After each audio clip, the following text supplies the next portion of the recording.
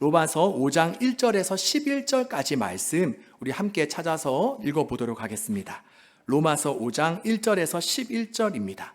자, 그리고 오늘은 우리가 이 말씀을 외울 때에 조금 더 한 가지를 염두에 두고 이 말씀을 우리가 읽었으면 좋겠습니다. 오늘 말씀의 제목이 뭐죠? 네, 그리스도 안에서 주어진 축복이라는 말씀입니다. 오늘 이 말씀 속에는 우리가 예수님을 믿게 됨으로 말미암아 얻은 4가지 축복이 나와 있어요. 그래서 우리 청년들이 방금 짧은 시간이지만 이 말씀을 이제 함께 읽으면서 우리가 예수님을 믿음으로써 어떤 4가지 축복을 얻게 되었는가, 우리가 보물찾기 하듯이 우리가 그 축복을 한번 우리가 찾으면서 읽어보면 좋겠습니다. 우리 한 절씩 교독해서 읽겠습니다. 그러므로 우리가 믿음으로 의롭다 하심을 받았으니 우리 주 예수 그리스도로 말미암아 하나님과 화평을 누리자.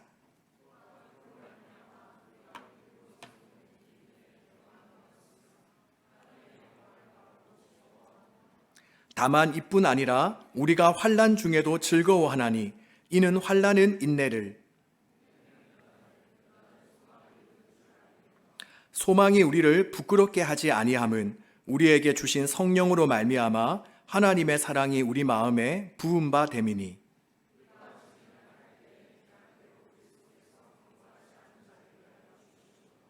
의인을 위하여 죽는 자가 쉽지 않고 선인을 위하여 용감히 죽는 자가 혹 있거니와.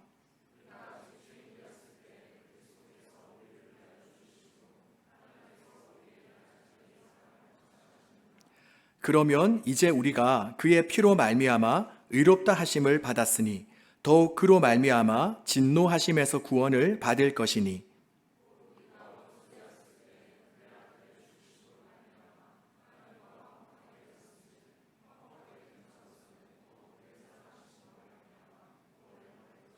함께 읽습니다. 그뿐 아니라 이제 우리로 화목하게 하신 우리 주 예수 그리스도로 말미암아 하나님 안에서 또한 즐거워하느니라. 아멘.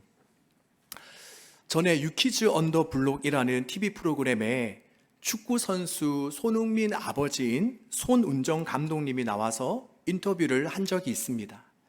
그리고 그 인터뷰 중에 꽤 오랜 시간이 지났음에도 불구하고 저의 머릿속에 지워지지 않는 한 장면이 있는데, 그것은 바로 자신은 기본기를 중시하기 때문에 손흥민 선수로 하여금 하루에 한 번도 빠지지 않고 2시간씩은 기본기를 훈련시켰다라는 그러한 장면입니다.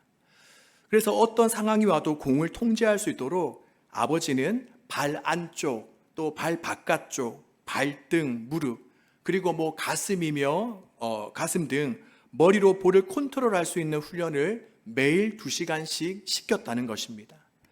그러면서 덧붙여서 하시는 말씀이, 내가 지금 이런 말을 하면 축구 선수들이 나를 손가락질 할 것 같은데 기본기가 안 되어 있는 아이들을 데리고 경기를 먼저 시키는 것은 절대 있을 수 없다. 그러면 프로에 입단해야 될 중요한 시간에 반드시 부작용이 생긴다라는 그런 이야기를 하셨습니다. 그러면서 저는 그때 그 장면을 보면서 맞다. 이처럼 기본기를 익히는 것은 축구에서뿐만이 아니라 우리 신앙생활에서도 마찬가지다.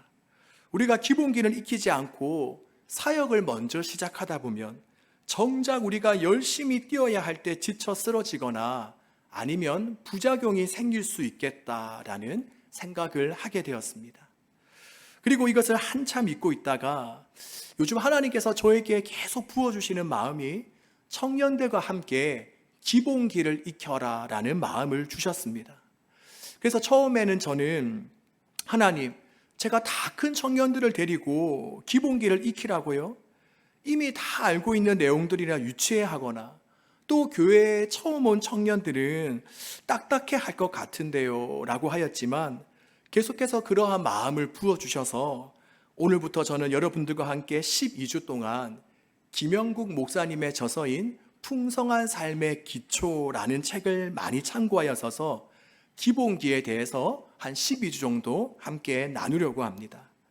네, 어떤 청년들은 방금 말씀드린 것처럼 좀 시시해하거나 지루해할 수도 있겠죠. 지금 한참 열심히 재밌게 축구 게임을 하고 있는 청년들에게 얘들아, 너희 경기는 그만하고 공을 컨트롤하는 기본기만 연습해라 라고 하면 얼마나 힘들어 하겠습니까?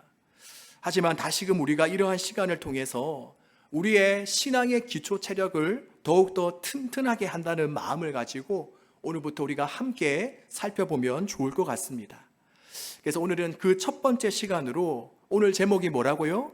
그리스도 안에서 주어진 축복이라는 제목으로 함께 말씀을 나누도록 하겠습니다. 자, 먼저 질문을 한 가지 드리겠습니다. 우리가 그리스도인이 된다는 것은 무엇을 말할까요? 여러분에게 있어서 그리스도인이라는 사람은 어떤 사람을 의미합니까? 어떤 사람은 자신은 모태신앙이기 때문에 어머니 뱃속에서부터 신앙생활을 하고 교회를 다녔기 때문에 나는 당연히 그리스도인이다라고 생각합니다. 그리고 또 어떤 사람은 자신은 예수님을 모셔드리는 영적 기도를 했기 때문에 또 학창시절에 세례를 받았기 때문에 나는 그리스도인이다라고 생각하기도 합니다. 그리고 또 어떤 사람은 나는 구원의 확신이 분명하기 때문에 나는 지금 죽어도 천국에 갈 확신이 분명하기 때문에 나는 그리스도인이다라고 생각합니다. 물론 이 말들이 다 맞죠. 틀린 것은 아닙니다. 하지만 우리가 주변을 보면 모태신앙인 중에서도 또 어렸을 때 영적 기도를 했거나 세례를 받은 사람들 중에도 또 구원의 확신이 있는 사람들 중에도 지금 현재 신앙생활을 하고 있지 않거나 또 완전히 세상으로 돌아간 사람들이 있기 때문에 우리가 이 말을 가지고 그리스도인이다라고 말하기에는 뭔가 불충분한 것 같습니다. 자, 그렇다면 한번 생각해 봅시다. 그렇다면 과연 어떤 사람들이 그리스도인일까요? 그리스도인은 과연 누구를 말하는 것입니까? 그것은 지금부터 제가 말씀드리는 바로 이 네 가지 사실을 진심으로 믿고 거기에 대해 하나님께 합당한 반응을 하는 사람이라고 할 수 있습니다. 먼저는 그리스도인이 믿어야 될 네 가지 사실에 대해서 이야기를 하도록 하겠습니다. 그 첫 번째는 뭐냐? 바로 하나님은 나 자신을 포함하여서 온 우주 만물의 주인이시고 왕이시다라는 사실입니다. 자, 첫 번째가 뭐라고요? 하나님은 나를 포함하여서 온 세상의 주인이시자 왕이시다라는 사실입니다. 우리가 구약부터 신약까지 쭉 성경을 보다 보면 줄기차게 우리에게 이야기하고 있는 것이 있는데 그것은 바로 하나님은 우리의 왕이시고 우리의 주인이시다라는 사실입니다. 그렇다면 하나님께서 왜 우리의 왕이고 왜 우리의 주인이시죠? 민혁이, 왜 하나님이 우리의 왕이셔? 민혁아? 할렐루야, 맞아요. 모든 우주 만물을 창조하시고 지으신 분이시기 때문에 하나님께서 우리의 왕이시고 우리의 주인 되세요. 그리고 또 한 가지를 더 말씀드리면 바로 하나님께서는 하나밖에 없는 그 예수 그리스도의 핏값을 주시고 우리를 사셨기 때문에 하나님은 우리의 주인이십니다. 그래서 다시 말씀드리면 하나님께서 우리의 왕이시고 주인 되신 이유는 두 가지, 뭐 더 있을 수도 있겠죠. 지금 제가 말씀드리는 두 가지는 첫 번째는 하나님은 온 세상의 창조주이시기 때문에, 또 두 번째는 하나님께서 예수 그리스도의 핏값으로 우리를 사셨기 때문에 하나님께서 우리의 주인이 되어 주시는 것입니다. 그리고 이처럼 하나님이 우리의 왕이시고 우리의 주인이라는 사실을 믿는 것, 이것이 바로 그리스도인의 첫걸음이라고 할 수 있습니다. 자, 그리고 두 번째는 우리가 무엇을 믿는가? 바로 우리가 죄인이라는 사실을 믿는 것입니다. 정민아, 죄가 뭐지? 이러면 앞으로 앞에 안 앉을 것 같은데 오늘까지만 물어볼게요. 자, 죄가 뭐지, 정민아?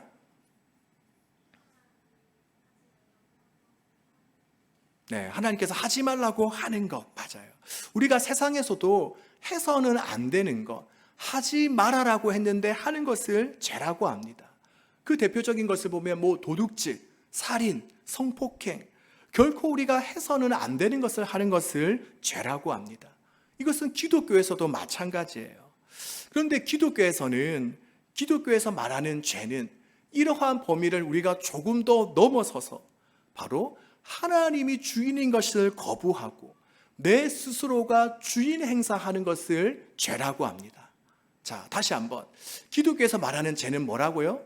바로 하나님이 나의 왕, 나의 주인. 그러니까 우리가 첫 번째 믿어야 될 그 사실을 거부하고 내가 주인, 내가 왕인 것처럼 살아가는 것, 이것이 바로 죄입니다. 그래서 우리말 죄에 해당하는 단어를 우리가 영어로 바꿔보면 sin, S-I-N. 자, 이 단어 가장 한복판에 어떤 알파벳이 들어가 있죠? I가 들어가 있죠. 바로 나라는 알파벳이 들어가 있습니다. 이처럼 나의 가장 중심에 바로 하나님이 계셔야 될 그 주인의 영역에 내가 하나님을 몰아내고 내가 내 인생의 중심에 들어가 있는 것, 내가 마치 주인인 양 왕인 것처럼 살아가는 것, 이것이 바로 성경에서 말하는 죄입니다. 그리고 이러한 자기 중심적인 마음과 태도와 자세로부터 바로 온갖 다양한 죄의 형태들이 나옵니다. 바로 앞에서 이야기한 도둑질, 살인, 성폭력, 이런 죄의 열매들을 맺게 되는 것입니다. 그리고 결국 이러한 죄인들이 살아가고 있는 이 세상, 그들이 만드는 문화, 그들이 만드는 이 세상의 모습은 어떻습니까? 바로 지극히 자기 중심적이고 이기적인, 그렇기 때문에 수많은 문제와 고통이 이 땅 가운데 발생할 수밖에 없는 것입니다. 자, 이렇게 우리가 그리스도인이라면 믿어야 될 두 가지에 대해서 이야기했습니다. 자, 첫 번째는 뭐라고요? 하나님이 온 우주 만물의 왕이시고 주인이시다. 두 번째, 나는 죄인이다. 자, 그리고 세 번째 우리가 믿어야 될 것은 뭐냐? 바로 이런 창조주 하나님에 대해서 반역한 대가, 즉 그 죄의 대가는 죽음인데, 그런 우리를 하나님께서는 너무나도 사랑하여 주셔서 우리가 져야 될 그 죄의 대가를 자신의 아들 예수 그리스도를 통하여서 대신 지셨다라는 사실입니다. 즉 십자가 위에서 죽어야 될 것은 바로 저와 여러분, 우리인데 바로 우리를 대신하여 우리가 죽어야 될 그 자리에서 예수님께서 대신 죽어주셨다라는 사실입니다. 십자가에 못 박히시기 전에 예수님의 머리에는 가시나무로 엮은 가시관이 씌어졌습니다. 우리가 중동 지방의 가시나무는 사람들이 만든 몸만큼 아주 날카롭고 예리합니다. 그러니 그 날카로운 가시관을 예수님의 머리에 씌었었을 때 예수님은 어떻게 되셨습니까? 예수님의 머리는 온통 피투성이가 되셨습니다. 그리고 그뿐만이 아니죠. 예수님은 두 손과 두 발에 대못이 박혀서 엄청난 고통과 함께 피를 흘리셔야만 하셨습니다.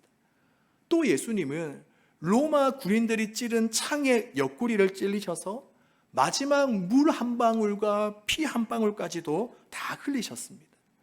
그렇다면 왜 이처럼 예수님께서 그토록 가혹하고 참혹하게 온 사지가 찢어진 채로 피투성이가 되어 죽으셔야만 했습니까?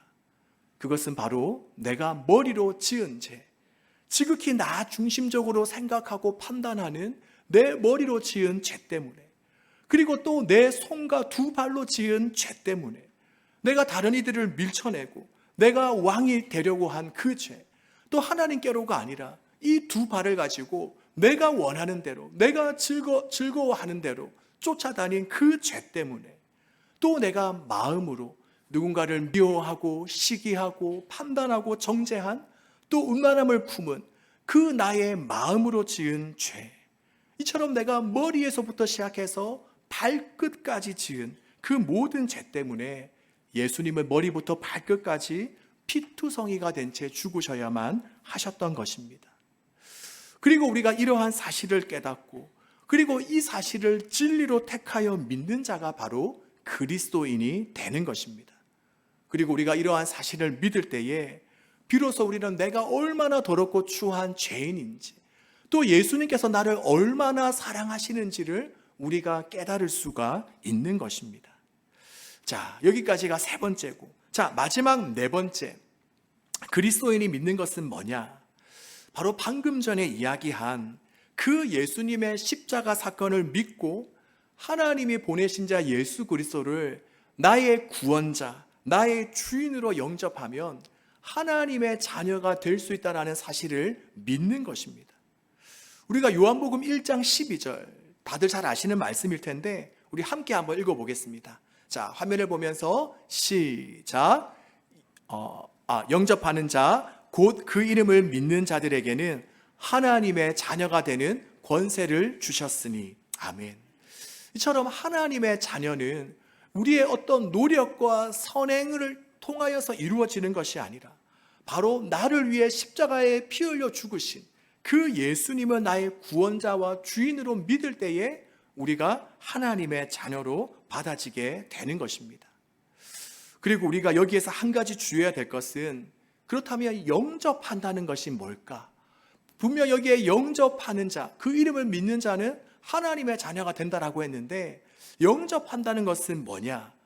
영접한다는 것은 그저 우리가 예수님 감사합니다, 나를 죽을 수밖에 없는 나를 살려주셔서 감사합니다, 이렇게 인사만 드리고 다시금 또 삶의 자리에 돌아가서 내가 주인이 되어 내가 왕이 되어 살아가는 것을 의미하지 않습니다. 바로 여기에서 말하는 영접이란, 예를 들면 이런 것입니다. 예수님, 죽을 수밖에 없는 저를 살려주셔서 감사합니다. 저는 죽을 목숨이었는데 저에게 새 생명을 주셨으니 이제 저의 남은 삶을 이제는 주님을 위해 살겠습니다. 이제 저에게는 선택의 여지가 없습니다. 이제는 저는 주님의 종이 되어서 당신의 영광을 위해 하나님의 은혜에 보답하며 살겠습니다. 저는 주님의 것입니다 라고 인정하는 태도입니다. 그리고 이러한 고백의 진정성은 우리의 이술뿐만이 아니라 우리가 어떤 인생의 중요한 결정을 내릴 때에 비로소 그 고백의 진정성, 진짜임이 드러나는 것입니다. 예를 들면 이런 거죠. 우리가 직장을 결정하거나 옮길 때, 또 이성교제를 하거나 배우자를 선택할 때, 그리고 나중에 결혼해서 아이를 키울 때, 우리가 그때마다 우리는 우리의 주인이시자 왕 되신 주님의 뜻과 말씀에 따라 선택을 해야 하는 것입니다. 이처럼 예수님을 영접하는 것, 그리스도인이 되는 것은 무엇을 말합니까? 우리가 다시금 정리하면 바로 하나님이 나의 왕이시라는 것과 또 그 첫 번째 진리를 깨트려 버린 나의 그 죄의 문제를 예수님께서 대신 해결해 주셨다라는 것, 그리고 이러한 사실을 진리로 받아들여 예수님은 나의 원래의 자리인 나의 왕과 주인으로 영접하는 것, 이것이 바로 그리스도인의 삶인 것입니다. 자, 우리가 그리스도인이 되는 것, 어떤 건 줄 알겠죠? 자, 그렇다면 우리가 아는 것에서 그치는 것이 아니라 지금 나는 어떠한가를 우리가 한번 생각해 보았으면 좋겠습니다. 지금 저와 여러분은 어떻습니까? 지금 여러분은 스스로를 그리스도인이라고 생각하고 있습니까? 만약 그러하다면 그렇게 생각하는 이유는 뭡니까? 혹시 그냥 자연스럽게 태어나면서 교회를 다녔기 때문에, 아니면 그냥 학창시절에 세례를 받거나 또 영접 기도를 했기 때문에, 또 나는 죽으면 천국 갈 거라는 자기 확신이 분명하기 때문에 혹시 그런 것은 아닙니까? 또한 방금 전에 말씀드린 이 네 가지 사실에 대해서는 어떻게 생각합니까? 정말 이 네 가지 사실을 진리로 받아들이고 있습니까? 예수님을 나의 구원자, 나의 왕, 나의 주인으로 고백하고 있습니까? 우리가 오늘 이 시간을 통해서, 그리고 나중에 우리가 구역 모임 시간을 통해서 이 부분을 오늘 정확하게 한번 짚고 넘어갈 수 있기를 바랍니다. 자, 그리고 이제 큰 두 번째, 우리가 함께 나누고자 하는 것은 이처럼 우리가 그리스도인이 될 때에 우리 가운데 어떤 일이 일어나는가 하는 것입니다. 네, 오늘은 설교가 조금 길어요. 평상시에 한 2배 정도. 뭐 괜찮죠? 표정들은 안 괜찮아 보이지만 이제 한 절반보다는 좀 더 왔어요. 우리 한번 조금 졸리거나 이러면 우리 한번 잠깐 우리 쉬는 타임으로 우리 한번 기지개도 좀 펴고 옆 사람도 우리 한번 좀 주물러주고 눈도 한번 크게 뜨고 그렇게 한번 해볼까요? 다행히 아직까지 자는 사람은 없는 것 같은데 어떻게 뭐 하품할 사람 하품도 한번 지금 하고 우리 두 번째 타임을 우리에게 준비했으면 좋겠습니다. 자, 첫 번째는 그리스도인은 어떤 사람인가에 대해서 나누었고, 두 번째 우리가 큰 주제는 이제 이게 큰 마지막 주제인데, 그리스도인이 됨으로써 주어지는 특권, 축복에 대해서 이 시간 함께 나누려고 합니다. 예전에 제가 청소년 부서를 맡고 있을 때에 한 학생으로부터 아주 황당한 이야기를 들은 적이 있습니다. 그게 뭔가 하니 그 학생이 저에게 하는 말이, 자신은 성경에 나오는 사람 중에 가장 부러워하는 사람이 바로 예수님의 십자가 옆에 달려서 맨 마지막에 죽기 일보 직전에 예수님을 믿은 그 강도라는 거예요. 그러면서 그 아이가 하는 말이, 지금 자신이 그리스도인으로서 이 세상을 살아간다는 것이 너무 힘들다는 것입니다. 자기에게 함부로 대하는 친구에게 시원하게 욕 한 번 하지 못하고, 또 학교에서도 자기가 이제 교회 다니는 것을 다 알다 보니까 아무렇게나 행동을 할 수 없어서 너무나도 힘들다는 것입니다. 그래서 본인은 하고 싶은 거 다 하다가 죽기 딱 일보 직전에 예수님 믿고 천국 간 그 강도가 진심으로 부럽다라는 것입니다. 그러면서 그때 저에게 두 가지 생각이 떠올랐습니다. 먼저 첫 번째는 그 학생이 참 대견했습니다. 왜냐? 그냥 예수님 믿고 대충 살면 그런 고백 안 하겠죠. 그런 고민 안 하겠죠. 우리가 주변에도 보면 교회 다니면서 할 거 안 할 거 다 하면서도 잠만 잘 자는 사람 많죠. 우리 옆에 보면 이렇게 있을 수도 있고, 그런 사람 많죠. 그런데 이제 고작 고등학생인 이 아이가 뭔가 좀 믿는 자답게, 그리스도인답게 살아가고자 노력하다 보니 그게 너무 힘든 거죠. 그래서 그 고등학생이 참 귀하게 여겨졌습니다. 그리고 또 두 번째 저에게 든 생각은 뭐냐? 이 아이가 현재 생각하고 있는 것처럼 구원은 단지 그냥 나중에 미래적인 것으로 미래 천국 가는 것만을 의미하는 것이 아닌데 하는 생각이 들었습니다. 이 학생이 저에게 십자가에 달린 강도가 부럽다라고 말한 그 이면에는 어떤 생각이 깔려져 있겠습니까? 지금 내가 예수님을 믿어봤자 이 땅에서 좋은 게 하나도 없네. 오히려 내가 인내하고 참고 견뎌야 될 부분들만 있고, 뭐야 이거? 이럴 바에 그냥 나중에 죽기 직전에 예수님 믿는 게 훨씬 더 낫지 않겠어? 하고 생각하는 것입니다. 그런데 그게 그렇지가 않죠. 우리가 예수님을 믿는다는 것은 물론 미래에 천국 가는 것도 의미하지만 이미 지금 이 현재 우리에게 주어지는 축복들이 훨씬 더 많습니다. 그래서 저는 오늘 이 시간을 비롯해서 한 4가지 정도만, 엄청나게 많이 있지만 4가지 정도만 한번 이야기를 하려고 하는데, 그 첫 번째가 뭐냐? 바로 하나님과 평화를 누리게 됩니다. 우리가 그리스도인이 됨으로써 얻게 되는 가장 큰 축복은 뭐냐? 하나님과의 관계가 회복, 하나님과의 관계에 화해와 평화가 일어나게 된다는 것입니다. 방금 전에 읽은 본문 10절 말씀을 보면 본래 우리가 하나님과 어떤 관계에 있었다라고 이야기합니까? 하나님과 원래 좋은 관계, 좋은 사이였나요? 본문 10절에 보면 우리가 원수 되었을 때에 하나님과 우리가 원수된 관계였다라고 말씀합니다. 물론 그전에는 하나님과 좋은 관계였지만 왜 원수가 되었죠? 바로 우리의 죄 때문에 하나님의 권위를 인정하지 않고 우리 스스로가 하나님의 자리에 오르려고 했기 때문에 결국 그 결과 우리는 하나님과 원수가 되었습니다. 자, 우리 청년들 중에 누군가와 어떤 일로 인해서 관계가 틀어지거나 깨어진 적 다들 있죠. 그때 마음이 어떻습니까? 너무 불편하죠. 너무 괴롭고 힘들 거예요. 이처럼 나와 동일한 속성을 가진 한 사람과 그 관계가 조금만 틀어져도 우리는 견디기가 힘듭니다. 자, 그렇다면 이처럼 나와 똑같은 인간이 아닌 온 우주 만물을 창조하시고 다스리시는 왕이시자 주인 되신 하나님과 그 관계가 틀어지게 되었다면, 원수가 되어지게 되었다면 그 삶은 어떻겠습니까? 누가복음 15장에 보면 탕자 이야기가 나옵니다. 우리가 그 내용들을 아마 잘 알고 있을 거예요. 성경은 그가 아버지로부터 거금을 받아 떠났더니 그 뒤로 하는 모든 일들이 다 잘 되고 그 인생이 평탄하였다라고 이야기합니까? 그렇지 않죠. 그는 자신을 컨트롤해줄 아버지가 눈앞에서 사라지자 완전히 고삐가 풀려서 망나니처럼 살다가 그 결과 아주 비참한 상태가 되어버리고 말았습니다. 그래서 그는 나중에 후회하게 되죠.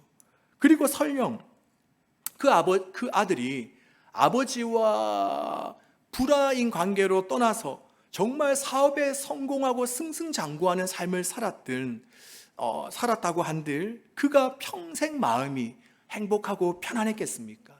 그렇지 못했을 것입니다. 아마 평생을 죄인된 마음으로, 불편한 마음으로 살았을 것입니다. 이처럼 관계가 깨어진다고 하는 것은 우리 모든 인간에게 불행이고 비극입니다. 그런데 오늘 본문을 보면 예수님을 믿는 자들에게 어떤 일이 일어났다라고 이야기합니까? 우리가 본문 10절, 조금 전에 읽었던 그 말씀 그 뒤에 보면 우리 빨간 글씨 함께 한번 읽어볼게요. 시작. 그의 아들의 죽이심으로 말미암아 하나님과 화목하게 되었은즉 이라고 말씀합니다. 바로 예수 그리스도로 말미암아서 하나님과 원수된 우리가 하나님과 화해할 수 있게 된 것입니다. 그리고 이렇게 하나님과 화해됨으로 말미암아 우리는 평안함과 기쁨과 만족과 위로와 생명을 얻게 되었습니다. 사무엘하 12장에 보면 다윗이 밧세바에게서 아들을 얻고 솔로몬이라고 이름을 짓는 장면이 나옵니다. 자, 솔로몬 이름의 뜻이 뭘까요? 이거는 뭔가 대답하는 것 같아. 이 정도는 대답할 수 있다. 요거네. 예. 뭐라고요? 근데 좀 들리게 이야기해봐요. 예, 뭐라고? 예? 네, 뭐라고요? 자, 평화, 화평, 샬롬 이런 뜻이죠. 자, 그런데 우리가 이름만 평화라고 짓는다고 그 인생이 평화로워질 수 있나요? 우리가 이름 뜻대로 다 되는 거 아니죠. 우리 재우는 이름 뜻이 뭐야?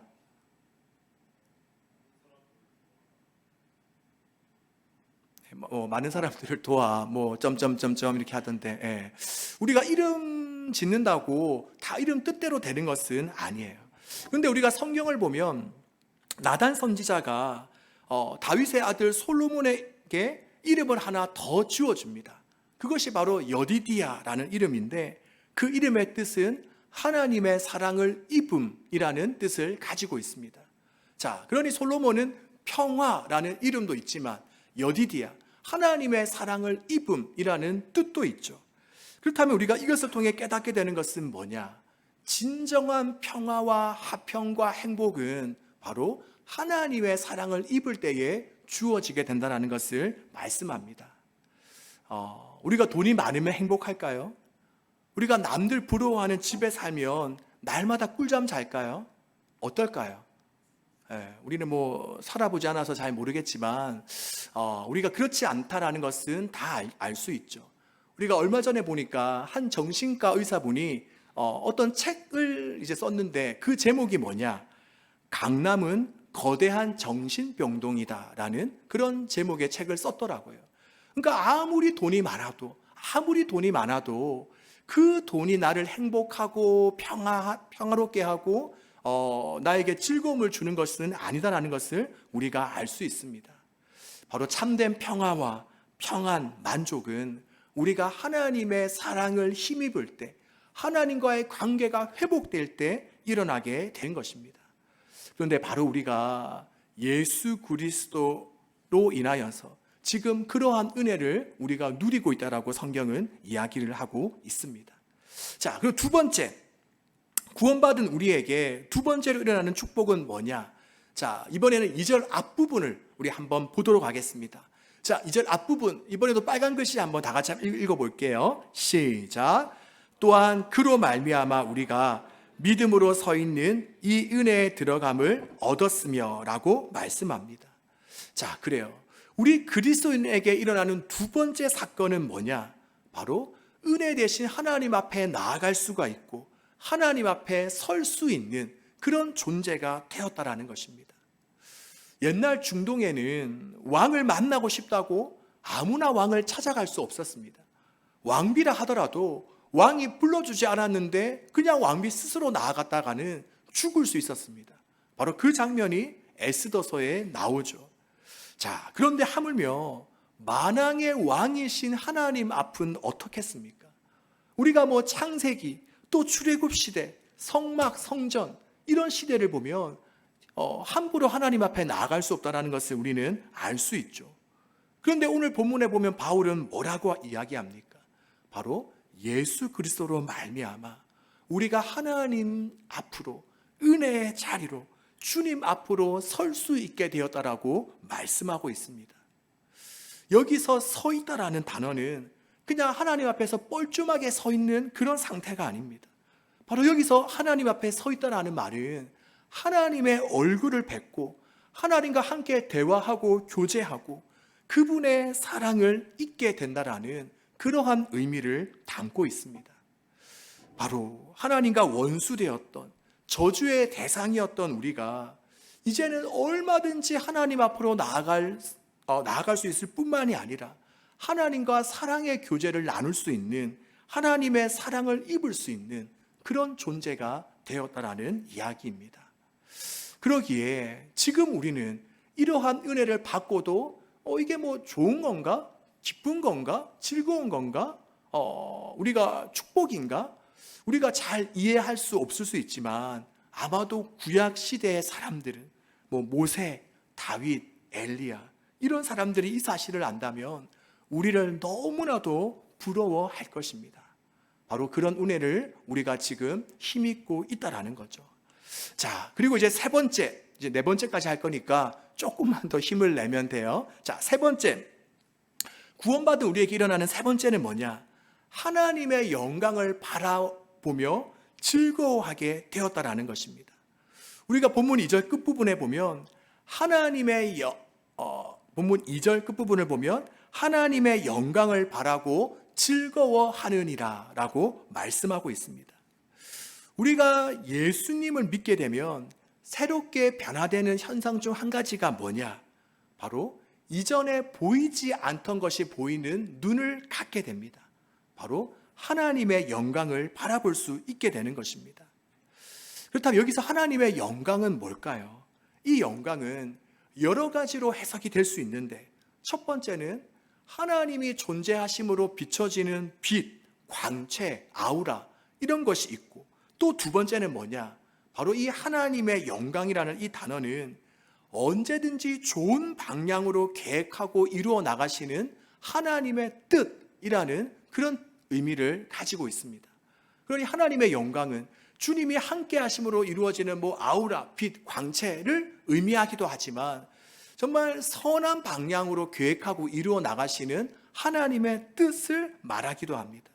그러기에 구원받은 우리는 어떠한 환경과 상황 속에서도 하나님께서 나를 가장 선한 곳으로 이끌어 갈 것을 알고 믿게 되는 것입니다. 그러기에 예전에는 그저 몸이 아프거나 또 관계가 틀어지거나 경제적으로 어렵고 힘들어지면 그것이 불행이고 낙심이라고 생각했지만 이제는 오히려 우리가 그것을 통해 새 일을 행하실 하나님을 기대할 수 있게 되는 것입니다.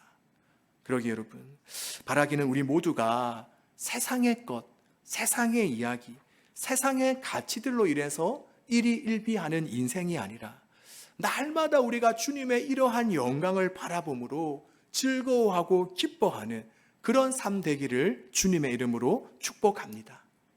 자, 그리고 마지막 네 번째, 우리가 믿는 자에게 주어지는 네 번째 축복은 뭐냐? 바로 환난 중에도 즐거워하고 기뻐할 수 있게 된다는 것입니다. 조금 전에 이야기했죠. 예수 믿는 우리들은 하나님의 영광을 보며 우리가 즐거워할 수 있다라고 했죠. 근데 우리가 주님을 믿게 되면 이 하나님의 영광뿐만이 아니라 우리가 환난을 바라보면서도 즐거워하고 기뻐할 수 있게 됩니다. 바로 이것은 우리가 예수님을 믿지 않았다면 결코 일어날 수 없는 그러한 일이라고 할 수 있습니다. 자, 우리 본문 3절과 4절 우리 함께 또 우리 빨간 글씨를 보면서 우리가 함께 한번 읽어보겠습니다. 시작. 환난 중에도 즐거워하나니. 아멘. 우리가 이 말씀을 보면 먼저는 예수님을 믿는 사람도 고난과 어려움을 당할 수 있다는 것을 우리가 알 수 있습니다. 우리가 예수님 믿으면 모든 일이 다 형통하고 좋은 일만 일어날 것 같은데 그렇지 않다는 것을 우리가 이 말씀을 통해서 알 수가 있죠. 그렇다면 믿는 자와 믿지 않는 자의 차이는 뭐냐? 바로 찾아오는 환난과 고난은 똑같지만 그것을 마주하는, 그것을 받아들이는 태도와 자세에서 차이가 나는 거죠. 바로 환난을 맞이하는 태도와 자세에서 차이가 나는 것입니다. 그리고 방금 본문 3절에 환난에도 즐거워하나니라고 말씀하고 있는데, 여기서 즐거워하는 것은 막 억지로 참으면서 즐거워하는 것처럼 보이는 정도가 아니에요. 그냥 단순히 즐거워하는 것이 아니라 여기에서 말하는 즐거움은 매우 즐거워하는 것. 또 여기서 즐거워하나라는 것은 자랑한다라는 그런 뜻도 가지고 있는데, 바로 내가 자랑할 만큼 즐거워하는 것을 이야기합니다. 야, 말이 안 되죠. 왜 환난을 보면서 이렇게 즐거워할 수 있을까? 왜 환난을 보면서 내가 이 환난을 자랑할 만큼 즐거워할 수 있을까? 우리가 환난과 고통을 두고 본다면 이것을 기뻐하거나 반기는 사람은 아무도 없을 것입니다. 그렇게 오늘 본문에서 환난을 즐거워한다는 것은 그 고난과 환난 자체를 두고 즐거워하는 것이 아니라 바로 이것이 만들어내는 유익한 결과를 바라보며 즐거워한다는 것입니다. 즉, 지금 당하고 있는 이 고난에서 하나님의 그 목적이 성취되는 것을 바라보면서 우리가 오늘 본문에 나와 있는 표현을 빌리자면 환난이 인내를, 인내가 연단을, 연단이 소망을 이루어 나가는 그 과정을 바라보면서 그것을 자랑하고 즐거워한다는 것입니다. 그러기에 우리가 바울도 보면 고린도후서 4장 16절에서 18절에 그는 이렇게 고백합니다. 자, 우리 함께 한번 다 같이 한번 읽어보겠습니다. 시작. 그러므로 우리가 낙심하지 아니하노니 우리의 겉사람은 낡아지나 우리의 속사람은 날로 새로워지도다. 우리가 잠시 받는 환난에 경한 것이 지극히 크고 영원한 영광에 중한 것을 우리에게 이루게 함이니 우리가 주목하는 것은 보이는 것이 아니요 보이지 않는 것이니 보이는 것은 잠깐이요 보이지 않는 것은 영원함이라. 아멘. 지금 이 바울의 고백을 보면 자신이 당하고 있는 그 환난과 고난이 자신의 겉사람을 낡아지게 한다라고 이야기하죠. 하지만 그럼에도 불구하고 왜 그가 낙심하지 않는다라고 고백하고 있습니까? 바로 속사람이 날로 날로 새로워지는 그 과정을 바울이 바라보고 있기 때문에, 또한 지극히 크고 영화로운 그 하나님의 영광을 바라보고 있기 때문이라고 그는 말씀하고 있습니다. 자, 그리고 더욱이 우리가 이 환난과 고난의 순간들 가운데 실망하지 않고 이겨낼 수 있는 비결은 뭐냐? 바로 그 과정 가운데 성령님께서 우리에게 부어주시는 넘치는 사랑 때문입니다. 우리가 본문 5절 말씀에 보면 우리에게 주신 성령으로 말미암아 하나님의 사랑이 우리 마음에 부은 바 됨이니라고 말씀합니다.